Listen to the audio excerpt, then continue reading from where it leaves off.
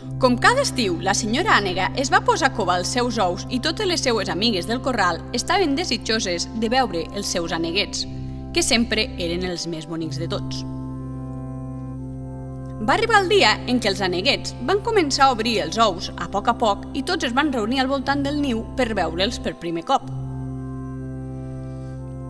Un a un varen anar sortint, fins a 6 preciosos aneguets, cadascun d'ells acompanyats pels crits d'alegria de la senyora Ànega i de les seues amigues. Tan contentes estaven que van trigar una mica a adonar-se que un ou, el més gran de tots 7, encara no s'havia obert. Tots van concentrar la seva atenció en l'ou que romania intacte, fins i tot els aneguets acabats de néixer, esperant veure algun signe de moviment. Poca estona després, l'ou es va començar a trencar i en va sortir un ànec somrient, més gran que els seus germans, però, per sorpresa, molt més lleig i mal girbat que els altres 6. La senyora Ànega es moria de vergonya per haver tingut un aneguet tan lleig i el va apartar amb l'ala mentre tenia cura dels altres 6. L'aneguet es va quedar molt trist perquè se'n va adonar que ja no el volien.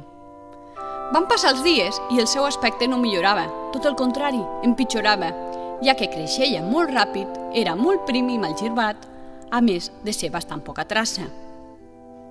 Els seus germans li feien bromes pesades i se'n reien constantment dient-li lleig i poca traça. L'aneguet va decidir que havia de buscar un lloc on pogués trobar amics que de veritat el volguessin, malgrat el seu aspecte, i un matí, molt aviat, abans que es llevés ningú del corral, va fugir per un forat de la tanca. Va arribar a una altra granja, on una abella el va recollir i l'aneguet va creure que havia trobat un lloc on per fi l'estimarien i el cuidarien, però també es va equivocar, ja que l'abella era malvada i només volia que el pobre aneguet li servís de primer plat, i se'n va anar d'allà corrents. Va arribar l'hivern i l'aneguet lleig quasi es mor de gana, doncs havia de buscar menjar entre el gel i la neu i havia de fugir de caçadors que pretenien disparar-li. Finalment va arribar la primavera i l'aneguet va passar per un estany on va trobar les aus més belles que mai havia vist fins aleshores.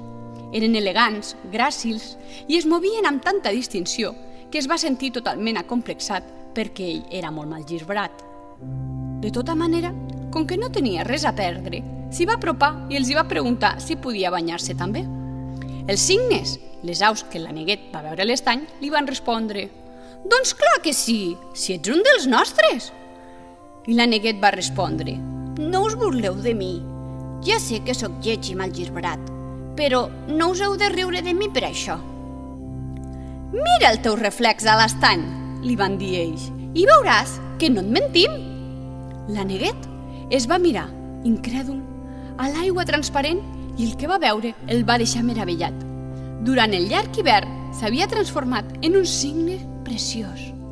Aquell aneguet lleig i mal girbrat era ara un cigne més blanc i elegant de tots els que hi havia a l'estany, i així fou com l'aneguet lleig es va unir als seus i fou feliç per sempre. I vet aquí un gos, i vet aquí un gat, que aquest conte ja s'ha acabat.